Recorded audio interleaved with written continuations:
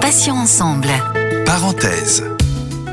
Bienvenue à vous si vous venez nous rejoindre sur Patients Ensemble. Alors Céline et Valérie avec vous pour ce rendez-vous incontournable, j'ai envie de dire, de l'après-midi où nous recevons sur l'antenne. Alors ça peut être des professionnels de santé, ça peut être du personnel soignant, des malades qui viennent témoigner, des experts aussi. Et aujourd'hui nous accueillons Arnaud de Staël. Alors il est hypnothérapeute et avec lui nous avons décidé de parler du phénomène des phobies. Alors Arnaud, bonjour et merci d'avoir accepté notre seconde invitation sur Patients Ensemble. Bonjour Valérie, bonjour Céline. Alors Arnaud, vous faites donc de l'hypnothérapie, donc de l'hypnose. Est-ce que vous pouvez rappeler un petit peu à nos auditeurs ce que c'est ? Oui, tout à fait. L'hypnothérapie, c'est l'art d'accompagner quelqu'un qui a une problématique de santé ou de développement personnel, pour faire vaste, par l'outil qui s'appelle l'hypnose. Qu'est-ce que c'est que l'hypnose ? C'est un état modifié de conscience, c'est-à-dire c'est une zone de notre cerveau dans laquelle nous passons grosso modo 1h30 par jour. Que Milton Erickson, qui a donné son nom à l'hypnose ericksonienne, appelait en bon américain Common Everyday Trance, c'est-à-dire la transe commune quotidienne. Grosso modo, 1h30 par jour dans nos pensées, dans la lune, vous savez, toutes ces expressions bien connues qui accompagnent le bon sens populaire. Ça se traduit par des caractéristiques très, très claires et très puissantes d'état d'hypnose. Petit exemple pour partager, vous êtes en train de vous endormir, vous êtes allongé dans votre lit le soir, pour une raison secondaire, votre esprit traverse une expérience où vous allez trébucher, vous cognez quelque part, etc., et vous allez sursauter. Et c'est très curieux, parce qu'il n'y a aucune raison de sursauter et d'avoir peur de tomber si nous sommes allongés. Ce qui est intéressant, c'est que dans cet état modifié de conscience, qui est l'état préalable au sommeil, c'est-à-dire on part de l'état ordinaire pour aller vers le sommeil en traversant l'hypnose, et bien en fait, je vis concrètement l'expérience, je trébuche. Du coup, je vais me rattraper concrètement. Et c'est une très jolie définition avec ce petit exemple que tout le monde a vécu des dizaines de fois dans sa vie, de ce qu'est l'état d'hypnose. J'accède à une expérience par cet état modifié de conscience qu'on appelle l'hypnose, et quand je contacte cette expérience, je la vis concrètement et réellement. Voilà, c'est ça l'hypnose. Alors Arnaud, je vais laisser Valérie vous poser la première question de cette parenthèse. Oui, alors je pense à mes adolescents, puisqu'on parle phobie, quand ils me disent qu'ils ont la phobie des haricots verts, par exemple, si je repars, je pense à la notion de peur et quelle est la différence entre la peur et la phobie ? Alors, le point de vue de l'hypnose, il est assez particulier, il est très vaste et très particulier. C'est-à-dire que nous sommes des professionnels de ce qu'on appelle l'inconscient. L'inconscient, si vous voulez, pour le faire rapide, ce sont les logiciels qui sont dans le cerveau et qui nous permettent d'interagir avec tout ce qui nous environne, c'est-à-dire les dates, les lieux, les moments, les gens, les actions, etc.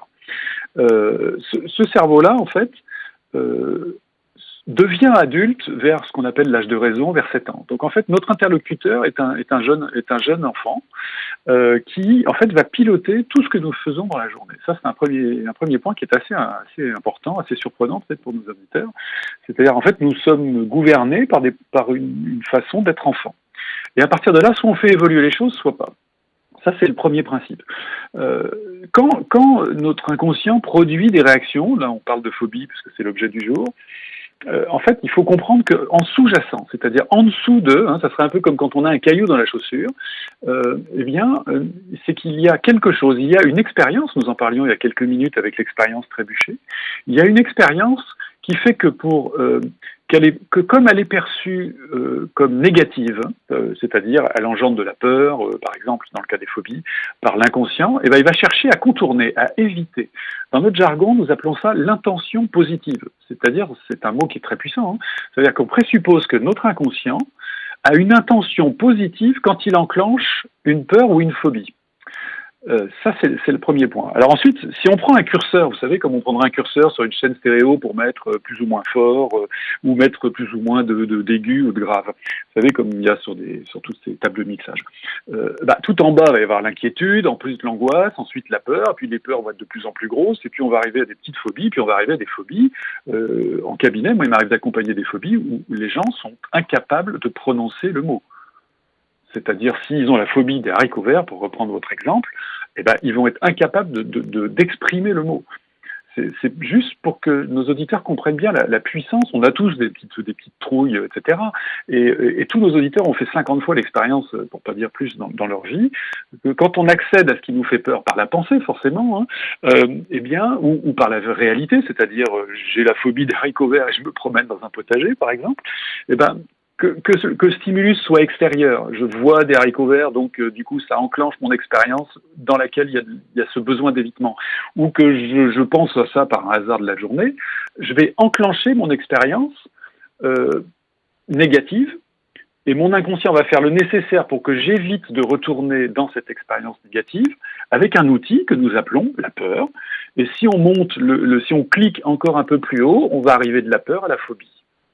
J'espère que j'ai été clair. Alors, Arnaud, justement, d'où vient la phobie exactement ? Enfin, si on peut donner une explication, est-ce que ça viendrait, je mets ça au conditionnel bien évidemment, d'un traumatisme ? Est-ce que c'est une croyance qui est erronée ? Est-ce que c'est un a priori qu'on a à peu près tous ? Ou alors est-ce que c'est un schéma qui serait véhiculé par la société ? Elle est jolie votre question. On pourrait regrouper un peu ça. Ce que la société nous fait vivre et nous mène à vivre, conféré confinement par exemple en ce moment, va venir soit faire grandir nos croyances, soit venir les secouer. Donc effectivement, une des sources de la phobie peut être un système de croyances erronées. Erronées, mettons-nous bien d'accord. C'est-à-dire le point de vue de l'hypnose n'est pas de dire les choses sont bien, les choses sont mal. Les choses sont. Et à partir du moment où on a admis que dans l'inconscient, le formatage, si je devais le faire violemment, c'est-à-dire toute la préfabrication de nos programmes est terminée avant 10 ans, c'est ni bien ni mal. En fait, c'est juste cohérent qu'à un moment il y a besoin de faire des mises à jour. C'est d'une évidence. Donc effectivement, vous allez avoir des phobies qui vont être appuyé sur une expérience qu'on va appeler une croyance. On parlera certainement de la phobie des avions, qui est souvent très caractéristique de la symbolique et de la croyance qui est en dessous. Et à côté de ça, vous avez raison, il existe des phobies qui sont basées sur des expériences. Vous êtes fait, mordre par un chien quand vous aviez 3 ans. Les adultes autour de vous, papa et maman, ont réagi en hurlant, en criant. Enfin, vous avez une espèce de montée émotionnelle, de charge émotionnelle très très puissante. Eh bien, l'expérience dont on parlait tout à l'heure, ça serait comme, j'invite nos auditeurs à aller voir un film magnifique qui s'appelle Vice Versa, qui explique très très bien comment ça fonctionne.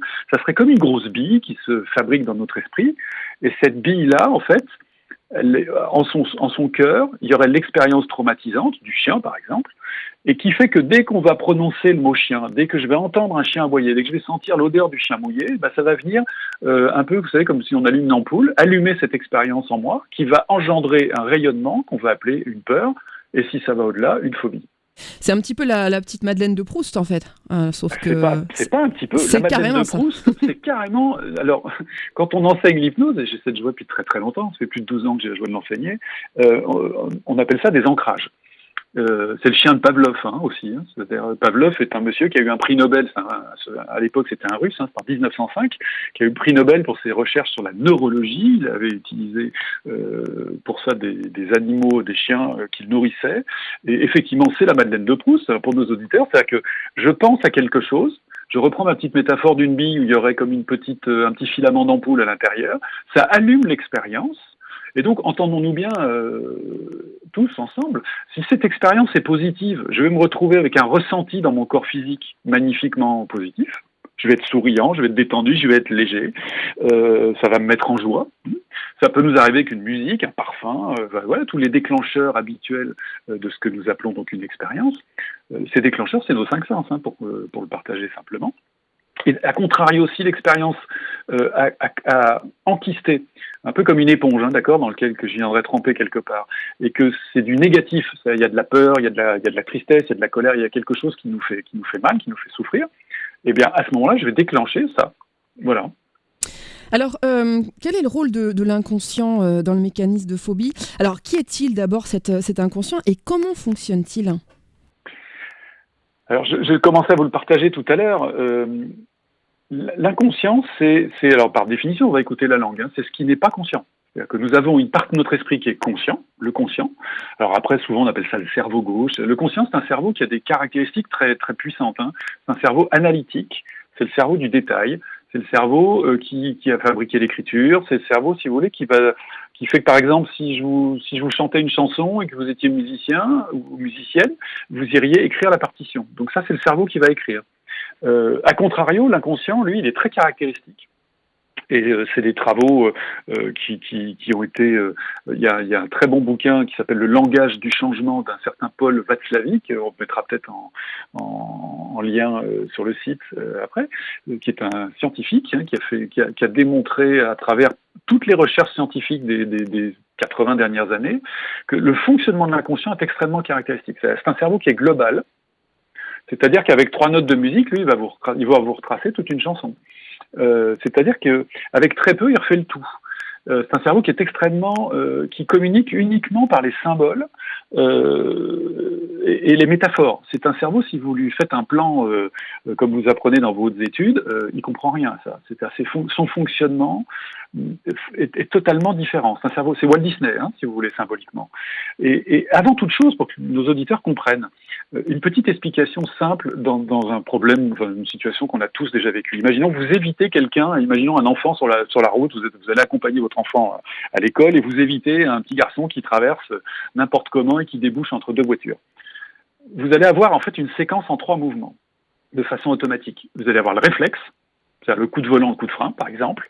Ensuite, alors que vous avez juste à peine bougé les mains et les pieds, on est bien d'accord, ça veut dire qu'en termes d'énergie, vous n'avez rien dépensé. Vous risquez de vous retrouver liquide dans la voiture avec le cœur qui cogne, la gorge serrée et complètement, vous êtes en train de défocaliser, c'est un peu flou, tellement que vous êtes fait une chaleur, comme on le dit. Donc ça, c'est la partie limbique de notre cerveau. La première, le réflexe, c'est la partie reptilienne. La partie limbique, c'est la partie émotionnelle. Ça, c'est l'inconscient.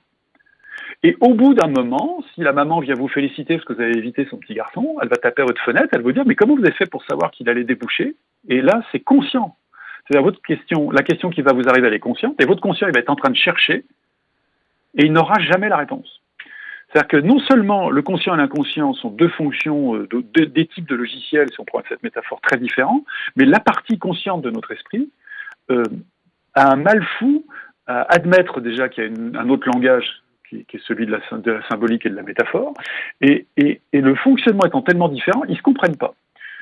Mais le fait qu'ils ne se comprennent pas n'est pas très grave, mais ce qui se passe, c'est qu'il faudrait que nous admettions, alors dans un monde comme le nôtre, c'est très difficile, surtout le monde actuel, mais c'est que notre esprit conscient ne nous fera jamais éviter l'enfant. Et donc, pour définir l'inconscient, en fait, moi si je le définis en 2 secondes, c'est le patron de chaque seconde de notre vie. Et l'hypnothérapie, puisque c'est de ça dont nous parlons à travers les phobies, en fait, est une discipline qui permet de parler au patron. Et rien qu'au patron. C'est-à-dire que dans les accompagnements psychothérapeutiques, vous allez vous retrouver avec la psychanalyse, qui est l'analyse de la psyché. Vous allez vous retrouver avec le psychiatre, Chiatron en grec, c'est le médecin, c'est le médecin de l'âme, qui lui va pas mal fonctionner avec l'inconscient. Vous avez les psychologues, c'est la logos de l'esprit, de l'âme, et vous avez nous dans les psychothérapeutes des gens qui en fait dansent avec l'inconscient pour l'aider à changer. Voilà. Alors Arnaud, on connaît les phobies les plus classiques, alors vous l'avez évoqué tout à l'heure, vous parliez de la peur de l'avion qui revient assez souvent, il y a aussi la peur des arachnides, des araignées, bon ça c'est classique, il y a aussi le vertige, bon ça évidemment n'en parlons pas, il y a un problème d'oreille interne aussi. J'ai des exemples assez justement, j'allais y venir, est-ce qu'il existe des phobies qui sont un petit peu plus bizarres? Valérie parlait de la peur des haricots verts, ça nous a beaucoup fait rire, mais est-ce qu'il y a des phobies si vous saviez.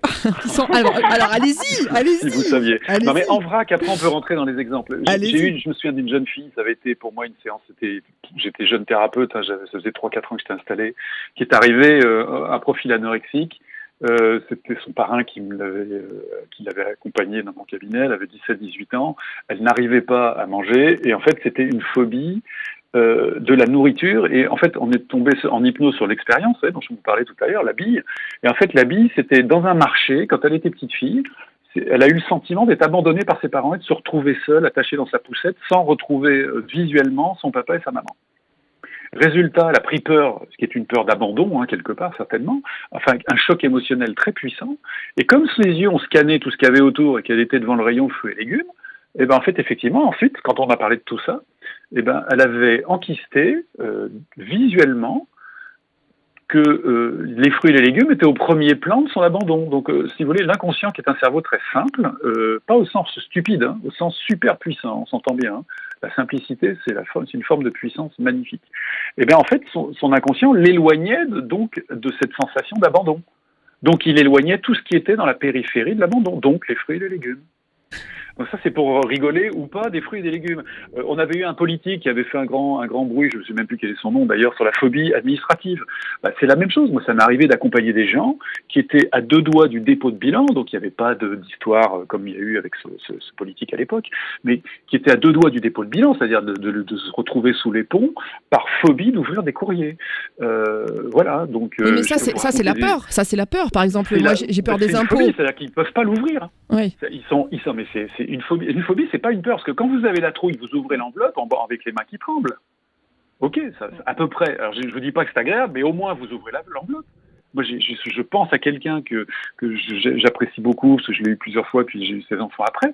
Mais c'est quand je l'ai accompagnée à l'époque, elle était infoutue. Ça faisait 3 fois que les gens de l'URSSAF déboulaient chez elle, et qu'elle était chez un juge à expliquer qu'elle n'arrivait pas à ouvrir des enveloppes, et que le juge ne comprenait pas que ce soit possible. Et c'est sûr que si on se met au plan cartésien, avoir peur d'une enveloppe, c'est débile. Non mais Arnaud, ça peut s'expliquer. Ça peut s'expliquer. Imaginons que ses parents, qu'elle ait vu ses parents, que les huissiers débarquent chez ses parents et qu'elle ait été profondément bouleversée par cette expérience. Ça peut expliquer qu'elle ait peur de reproduire le schéma familial et que tout ce qui ressemble de près ou de loin à un huissier ou à un représentant de la loi ou les impôts ou tout ça, ça déclenche chez elle cette phobie. On est d'accord. On en revient à l'explication où c'est à la fois c'est un trauma. Donc oui, on est dans cette catégorie-là, c'est un trauma, et l'inconscient va défendre, va interdire de retourner dans le trauma en éloignant tout ce qui fait partie du trauma. Donc en l'espèce, si on prend notre exemple, le courrier, parce que potentiellement, on va avoir les impôts ou je ne sais qui va nous envoyer des lettres désagréables. Mais si vous voulez, il y a une autre famille des phobies qui est passionnante. On parlait de vertige tout à l'heure. Et je voudrais prendre 2 secondes sur cette phobie-là, parce que c'est assez extraordinaire. Je fais beaucoup de courses en montagne, et j'avais accompagné un jour, parce que je ne sais plus comment ça s'était fait, une jeune femme qui était partie vivre dans les Alpes, et qui, on était toute une bande d'amis, donc elle avait un peu rejoint ce groupe, et à un moment, elle m'a appelé en me disant « Arnaud, je suis embêtée », elle habitait dans les Alpes, au-dessus de Beaufort, elle me dit « Depuis quelques jours, je suis incapable d'aller sur mon sommet habituel ». Et je lui dis, mais depuis quelques jours, ça faisait quand même 7 ou 8 ans qu'elle vivait là. Et je dis, qu'est-ce qui s'est passé? T'as eu un accident, il s'est passé quelque chose, on t'a parlé de quelque chose qui s'est mal passé en montagne, etc. Non, rien de tout ça. Et en fait, pour que vous compreniez le côté symbolique des choses, si je vous dis un sommet en montagne, vous allez être capable, tous les auditeurs et vous deux, de penser en termes d'élévation. C'est aller au sommet de quelque chose. Il est arrivé au sommet. Ça veut bien dire ce que ça veut dire. Et donc, en fait, c'est par là que la réponse elle s'est avérée juste. C'est-à-dire que cette femme, qui à l'époque avait à peine 42-43 ans, avait fait un burn-out, mais vraiment très très violent, vers l'âge de 35 ans, dans une grosse boîte, parce que elle était un très gros job dans une grosse boîte, et elle avait explosé en vol. Et je savais ça, et à un moment, après avoir cherché s'il y avait des histoires, vous savez, souvent quand on sort en montagne, il y a un moment où on sort de la zone des forêts, de la forêt, pour se retrouver un moment sur la partie plus rocheuse. Après avoir vérifié tout ça, il n'y avait rien de tout ça. Et en fait, on est tombé sur quelque chose de très simple, c'est que son inconscient en avait tellement marre qu'elle soit à nouveau en train de remettre en route un processus d'hyper-exigence à son endroit. C'est-à-dire qu'elle s'agressait toute la journée pour remettre en place des processus d'excellence non vertueux. Que son système inconscient a dit « niet », et la réponse a été, à partir de là, elle était bloquée. Mais elle était bloquée au mètre près. C'est-à-dire que ça faisait plusieurs jours qu'à l'altimètre, sur le chemin qu'elle connaissait par cœur, elle était bloquée à 5 mètres près au même endroit, comme s'il y avait un mur invisible. Donc c'était métaphorique. C'était métaphorique. Et ce coup-là, c'était totalement métaphorique. C'est-à-dire que moi, je l'ai accompagnée à ce qu'elle modifie sa perception de ce que c'était que l'excellence et par quel chemin elle devait réussir tout simplement, parce que on peut être excellent avec soi et bienveillant avec soi. Je partage ça avec tous les gens qui nous écoutent. On peut être extrêmement agressif avec soi, en disant « faut que j'y arrive, j'y suis pas été fichu d'y arriver, etc. » en étant extrêmement agressif. Et ça donne le burn-out, ça va donner plein de symptômes qui sont tous plus féroces les uns que les autres. Et d'un autre côté, on peut dire j'ai envie de réussir les choses, mais en prenant soin de moi, en prenant soin de mon entourage, c'est-à-dire d'une manière positive. On a rangé ce truc-là, et le lendemain, parce que l'inconscient, ça change. Hein. C'est sur des choses comme ça change tout de suite. Ça met pas 6 mois à se mettre d'accord avec soi-même. Hein. Autant il y a plein de choses, une dépression, etc., où ça va prendre plus de temps. Autant là, c'est des processus quasi instantanés. 2 jours après, j'avais un MMS du sommet où elle y était à nouveau. Arnaud, on va revenir 2 secondes parce que j'ai une demande là en studio qui m'est faite sur la phobie des araignées. Parce que une araignée, c'est quand même un animal qui est extraordinaire, qui tisse des toiles fabuleusement belles. Pourquoi est-ce qu'on a si peur, et j'en fais partie, hein, je suis tétanisée devant une araignée, pourquoi est-ce qu'on a si peur de cet animal? Est-ce que c'est les yeux? Est-ce que c'est les pattes? Comment est-ce que ça s'explique? Ça va dépendre de ce qui est dans l'expérience. C'est toujours pareil. Prenez bien conscience de quelque chose. La linguistique, les plus grands linguistes dans ce bas monde, hein, je pense à Chomsky, Korzybski, qui ont fait toute la linguistique au sens, non pas parler le français comme il faut, hein, mais c'est-à-dire les structures de phrases avec ce que ça sous-entend à l'intérieur. En fait, ils appellent ça la grammaire transformationnelle. C'est-à-dire que quand je vous raconte une expérience, comme moi vous me parlez de votre araignée avec les yeux, etc., vous êtes en train de me décrire l'expérience, c'est-à-dire la bille qui est dans votre inconscient à vous. Vous me suivez? C'est-à-dire que les gens qui nous écoutent, quand ils pensent araignée, faites tous l'exercice. Tous ceux qui nous écoutent, faites l'exercice, sans fermer forcément vos yeux, mais pensez araignée. Il y a plein de gens que ça va faire sourire, il y en a un grand nombre qui en ont strictement rien à faire, et il y en a une partie que ça va commencer à inquiéter. Ceux qui en ont rien à faire, remarquez comment est l'expérience en vous. L'expérience, c'est quelque chose que l'on perçoit visuellement, sensitivement, etc. Ceux qui trouvent ça sympa, une araignée, j'en fais partie, je les prends pas dans mes mains non plus, hein, c'est ce que je veux dire. Mais voilà, moi, j'ai jamais tué une araignée de ma vie, je les prends, je les mets dehors, parce que je pense que c'est fait pour, voilà. Et donc, mon expérience, pour moi, elle est neutre. J'y vois certainement des yeux, etc., comme tout le monde. Mais ce que je veux dire, c'est quelle est l'énergie qui a fait coller ma sensorialité visuelle, auditive, sensitive. On reparle de l'encre là. Et en fonction de ça, c'est-à-dire est-ce que c'est une énergie de peur qui s'est mise en place et qui a fait que ces éléments se sont coagulés? Est-ce que c'est une énergie neutre ou est-ce que c'est une énergie joyeuse, tranquille, paisible? Je vais du coup déclencher la réponse de comportement, comme on en parlait, Madeleine de Proust. C'est ça la clé. Et il ne faut pas toujours chercher à expliquer si c'est plus les yeux, etc. D'ailleurs, quand on modifie les expériences, en hypnose, on a des stratégies qui sont très amusantes, hein, avec les enfants en particulier. J'invite tous ceux qui ont peur d'une araignée à des degrés moyens, si ça les amuse, vous fermez vos yeux, vous visualisez. Alors visualiser, ça ne veut pas dire forcément voir. Hein. Visualiser, c'est percevoir, d'accord? C'est nos 5 sens. Vous percevez votre expérience araignée, hein, si c'est ça, ou si c'est chien pour les chiens, chien, et amusez-vous à faire des choses curieuses. Amusez-vous à mettre une langue de belle-mère, de mettre des yeux en je sais pas quoi qui vous font marrer, mettre des oreilles de Mickey. Amusez-vous à transformer ce truc-là comme si vous étiez un sale gosse en train de rigoler ou avec une peluche de lui tirer une oreille, de faire Barbatruc pour ceux qui sont de ma génération et qui ont vu Barbapapa. Amusez-vous à transformer l'expérience avec l'esprit. Parce que comme c'est une expérience de l'esprit, transformez-la avec l'esprit. C'est marrant que vous disiez ça parce que dans Harry Potter, je sais plus lequel, il y a effectivement une grande armoire où il y a toutes les phobies des élèves. Et il y a une grosse araignée qui sort à un moment donné, et c'est exactement ce qui se passe dans le film, c'est-à-dire que l'araignée d'un seul coup se met à avoir des patins à roulettes, et de ce fait, voilà, ça dédramatise un petit peu la peur. Moi, ceci dit, je peux faire ça me change pas, parce que moi, j'aime pas les poils. Je sais pas, c'est l'idée des pattes qui courent en fait, et que l'araignée puisse me grimper dessus, ça me rend. Il y a une araignée derrière moi là dans le studio, je suis tétanisée quoi. Comme disait quelqu'un, vaut mieux la voir derrière soi que au plafond. Hein. C'est l'araignée au plafond. Mais l'un et l'autre, c'est pas incompatible. C'est une définition de la phobie. Mais après, chaque cas est particulier. C'est ce que je partageais l'autre fois. C'est-à-dire que nous sommes tous uniques. Notre ADN est unique et l'empreinte digitale de notre esprit est unique. C'est-à-dire que si on prend 15 personnes qui ont une phobie d'araignée, nous, en hypnose, nous faisons du sur-mesure, c'est de la haute couture. Hein. En fait, on va s'adapter à la personne qui est devant nous ce jour-là avec sa problématique. Parce que parmi nos auditeurs, il y a peut-être des gens qui vont avoir un petit film de l'araignée, alors que d'autres, ça va être une image fixe. Et en fait, on va avoir une stratégie différente si c'est un film que si c'est une image fixe, par exemple. Si on prend juste l'expérience pour jouer avec. Après, si c'est symbolique, on va avoir d'autres stratégies. Et c'est ça l'intérêt du truc. Mais ce que je voudrais partager aujourd'hui, c'est pas par où on doit passer, etc. C'est que c'est juste arrêtez de vous détester parce que vous avez cette expérience désagréable en vous.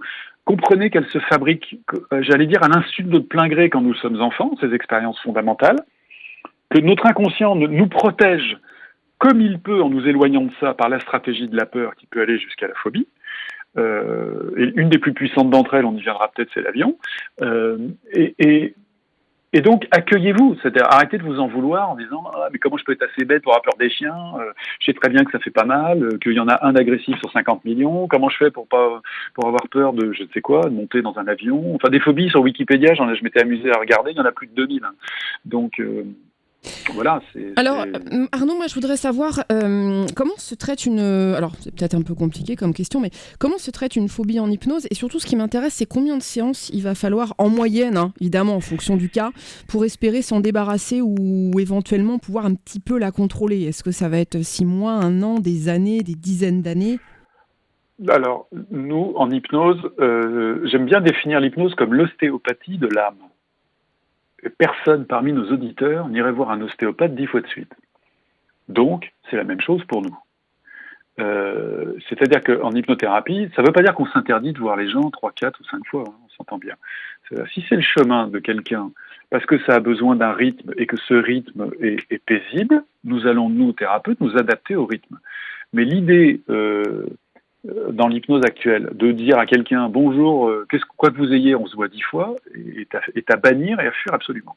C'est-à-dire que si moi j'arrive à aider quelqu'un en une fois, bah, tant mieux, je vais l'aide en une fois. L'idée de l'accompagnement hypnotique, c'est de guider les gens vers leur autonomie.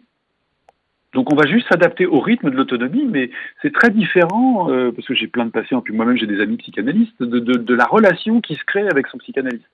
On peut avoir une relation avec nos patients, hein, c'est pas souci. Moi, il y a pas longtemps, avant le confinement, j'avais revu des gens, la vie m'avait fait cette joie-là, de revoir des gens que j'avais pas vus depuis 2-3 ans, sur des changements de vie, qui avaient besoin à nouveau de retravailler des points. Ça, c'est super.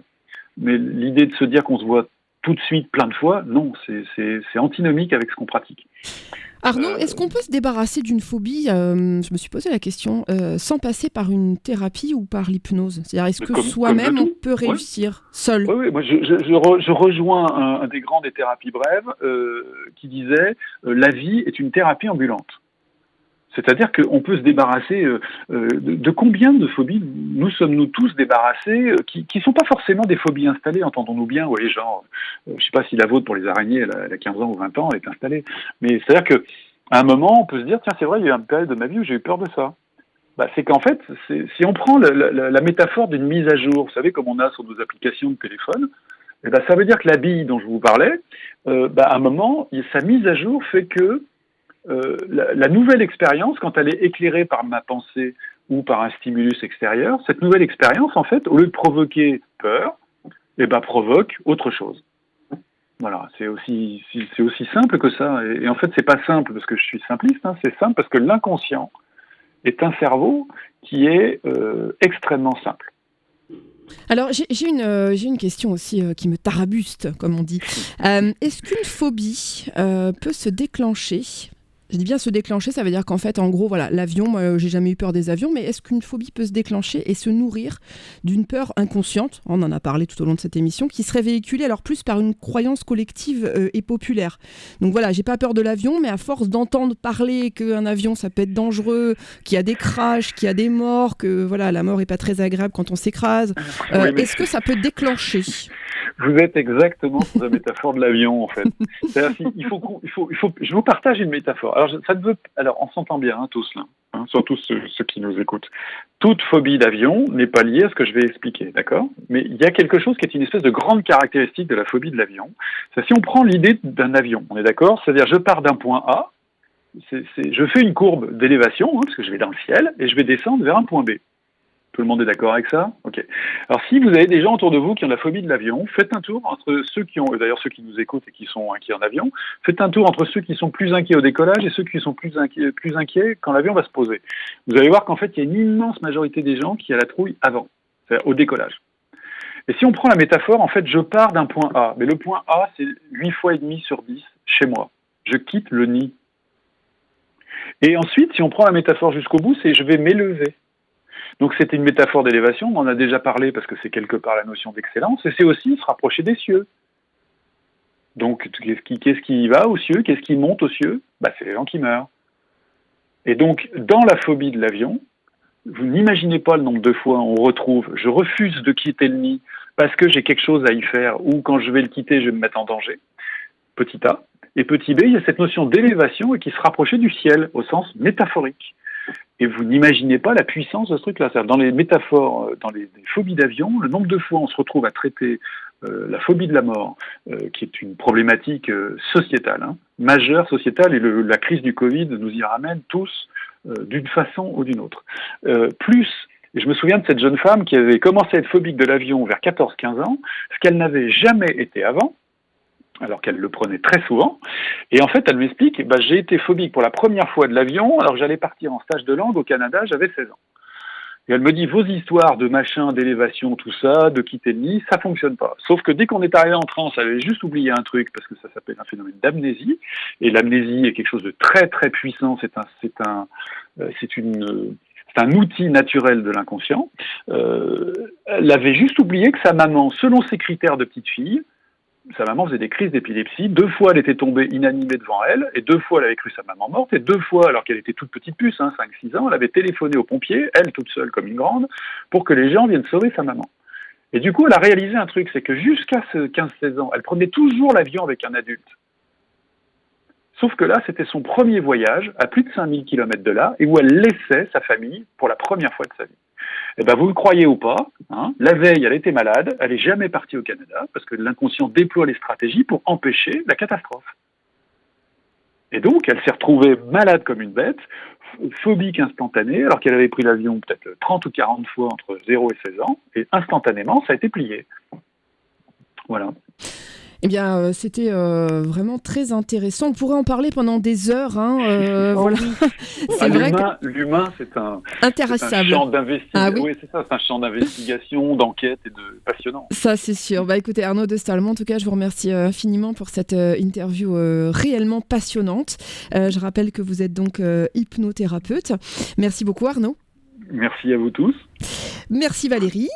Merci Céline. Et puis, alors, je vous rappelle à tous que si vous voulez écouter ou réécouter donc toutes nos émissions, eh bien c'est facile, grâce au podcast que vous retrouvez sur notre site passion-ensemble.fr. Valérie, on va se retrouver nous dès demain 9h pour Matin Soleil avec 2 nouveaux invités qui viendront nous faire découvrir leurs associations ou leurs témoignages. À 11h30, c'est la rubrique Vous avez un message qui vous donne bien sûr la possibilité de pouvoir faire parvenir un petit mot de soutien. Ça peut être un mot d'amour, un mot d'encouragement. Sur notre antenne grâce à notre répondeur au 01 86 86 86 36 ou alors sur mon message @patient-ensemble.fr. À 17h, on se retrouvera toujours avec Valérie pour accueillir un nouvel invité dans Parenthèse. Passez une très très bonne fin de journée. Je vous dis à demain et d'ici là, prenez soin de vous et des vôtres. Salut. Patient ensemble. Parenthèse.